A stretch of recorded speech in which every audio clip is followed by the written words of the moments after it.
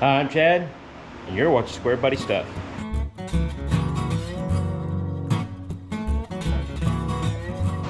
What's going on, everybody? Welcome back to the shop. We are going to be working on the 339 stroker again. The last video we done on this, I got the rod bolts torqued down. Well, not torqued down, we stretched those. So go watch that video, check that out. I've got a whole playlist going on this engine and this build, so just go back and rewatch that if you're not caught up with it. But if you're new to this, this is a 339 stroker, small block Chevy, 305 block, bored 60 over, with a 3.75 inch stroke, which is the 383 or 400 small block stroke length. So that makes it out to be a 339, actually 339 and a half, but I didn't want to call it a 340 because, yeah, I didn't want to confuse the Mopar guys. You know how they are. And of course I got Tex, the shop dog. He's just doing what he does, just kind of lays around. Actually, he's doing pretty good about staying out of the way. He'll find a nice cool spot to lay, and actually it's usually right in this area. You'll have to excuse the background noise of the fans going. It's fairly warm in here and humid, and it's just like a just a big oven in here with the radiant heat off the roof because I don't have any insulation yet. Well, our next step on this engine is going to be, which I've already done, but I'm going to kind of backtrack to show you how to do it. At the time, I didn't take any video of how to check the push rod length, so that's what we're going to do. I'm going to mock everything up. I've got one of the cylinder heads kind of set up to do some mock up with it. I'll get that stuck on here and with the head gasket and everything, and we'll check for our push rod length. Now, if you watched the last video of me doing the rod bolts, I didn't have the windage tray or oil pump or anything on it in that video. I think I said in that video that's what the next video is going to be about, but I'm pretty sure I have a video of kind of test fitting that. If I don't, it's not that big of a deal. It's pretty much just bolting it on, making sure it's clearance for the oil pump and everything, so not a big deal there. So I went ahead and just took the time and got that set up. I done just a little bit of work to the inside of this oil pump, nothing real fancy. I didn't groove it out or anything like some people do. Not that it's not worth it, I just didn't feel like doing that. And this oil pump is actually the oil pump that was on this engine when it was just a 305 and running nitrous and everything. It was a new oil pump whenever I kind of freshened this engine up. Just a Melling, high volume, the M55 HV oil pump, nothing special. All I did on the inside was kind of opened up the passages, cleaned them up a little bit, nothing real big. I didn't really see the point in doing a whole video on that because it's just kind of a little bit of cleanup stuff. So got that fit, got my pickup screen fit for the big oil pan. I think it's an 8-quart. Yeah, I think it's an 8-quart racing pan. It's got the baffle in the bottom of it, and I got it painted and ready to put on. But I can't put that on yet till I get the timing cover on. I can't do the timing cover until I get the camshaft in. I don't want to put the camshaft in. Well, it's actually in there for right now, but it's just got a little bit of light oil on it for mock-up. I'm going to pull it back out, lube it up with some good assembly lube, and then stick it back in for good. But we got to do some checking and everything first. I want to show you real quick what we're looking for as far as a pattern goes on top of the valve stem that the rocker arm is going to leave. The middle one, where your pattern is pretty much centered on top of the valve stem, that's what we're looking for. If it's closer to the intake side of the cylinder head or the push rod side, then your push rod is too short. And obviously if it's on the other side of it, towards the exhaust side or the outside of the rocker arm, it's the push rod is too long. So you want to try to figure out your length, get your length where it's right there in the center. I just use a regular dry erase marker to mark the tops of them so I can see the pattern. The push rods I'm using right now are just standard length stock small block Chevy push rods. They're 7/800 in length, and I'm going to put the rocker arms on there. Another thing you need to do in this process is make sure that your guide plates have your rocker arms centered on your valve stems. If they don't, you might have to get adjustable guide plates. Now, I've got my camshaft on the base circle on both lobes. It'd be just like adjusting your valves. I usually, when I do this, put it zero lash where there's no preload. The lifters I have in here are solid lifters. just for checking, so they don't collapse on me or anything. These are setup springs, really light springs. Makes it easier to turn everything over, and just for checking everything. They're actually RC car springs that I had laying around. I think they're a lot cheaper than actual setup springs, and they do the same thing. I'm gonna go ahead and lock these down.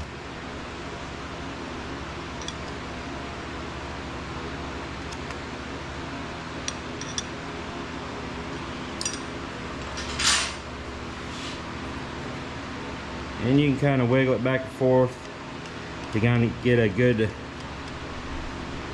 starting point on your pattern. And I'll try to go to full lift, rock it again, get a good line. Do the same thing on the intake.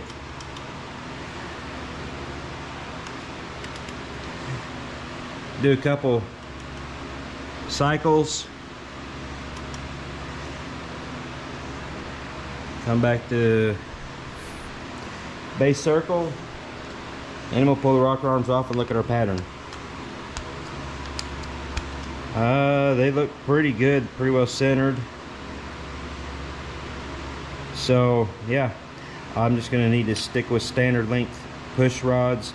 Factory stock ones won't work with these guide plates. They need to be hardened. So I'm not sure what I'm gonna do there. All right, now I want to go over what you'll need to do if your push rod length, the stock push rod length, wasn't correct. You'll need to get an adjustable push rod length checker. It's threaded on both ends. Some of them should have another adapter for even longer ones. And a set of calipers that will go at least up to 8 inches for small block Chevys, but longer for other ones. But I don't have any calipers that go that high. My calipers are 6 inches. So I'm going to show you how I do it to measure, because this doesn't need to be within a couple thousandths. You could be within 25 thousandths. So you've got a pretty big window of error. I guess not error, but anyways, you got a bigger margin to work with. As long as your pattern is really close to the center of that valve stand, that's what you're looking for. So I'm going to show you what I do, since I don't have calipers that's long enough.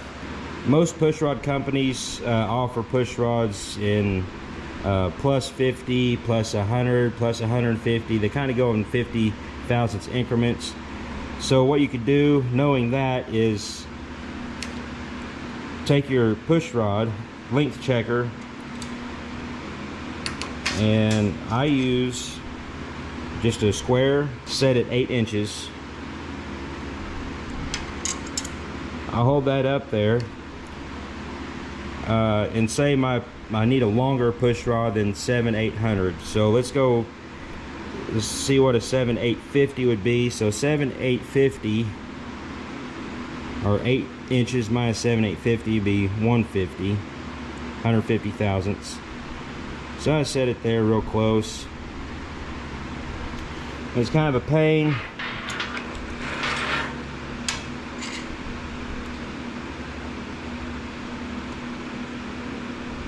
But I'll use that, and then just my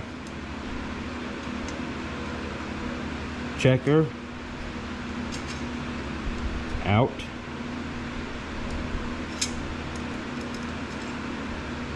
Until I'm really close.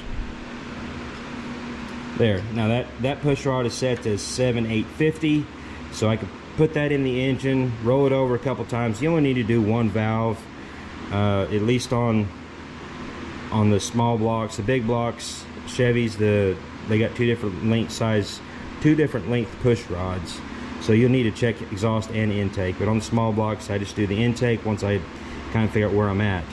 So I'll put this in there, see if it gets my pattern closer, and if it's good, then I know I need to get a 7/850 rod or push rod. If it's still too short, go up to 7/790, and then, or yeah. Anyways, I got confused on the numbers. Just bear with me. You know, just go the next 50 thousandths up.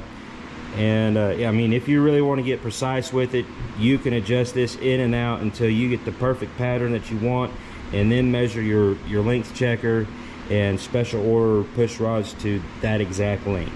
Well, I think I pretty much covered everything I know to cover on checking push rod length. It is a big deal in a way, because if your push rod's too long or too short, it's putting offset pressure on that valve, and it's just going to wear your guides out and possibly break or bend a valve. So you don't want that. It makes if you're centered up where it needs to be, your valve train geometry is better, you're more stable. So it's a thing, something you really want to check if you're well, about on any engine, unless you're just doing pretty much OEM parts. So with that, I'm gonna let you guys go. I appreciate you all watching. Don't forget to like, share, subscribe. Hit that join button down below next to the subscription button, because that takes you to a place where you can, donate a little bit of money to help me out here. Every little bit helps. I hate, I'm not the kind of guy that likes to, beg for money, but this is that's kind of what this deal is about. I'm gonna try to make this the real thing, and maybe make enough money off it where I quit my day job and just make videos for you guys. So hit that join button, check that out. If you have any questions, hit me up in the comments below. I'll try to answer them the best I can. I think the next video, there's a lot of stuff I want to check, but I didn't want to put in this video, just kind of keep it shorter and just about the push rod length. But I've got a lot more stuff to do with this engine, so stay tuned. Again, hit that subscribe button and you will see everything I'm doing with this engine and all my trucks. So till next time, y'all keep your square bodies rolling. We'll catch you later.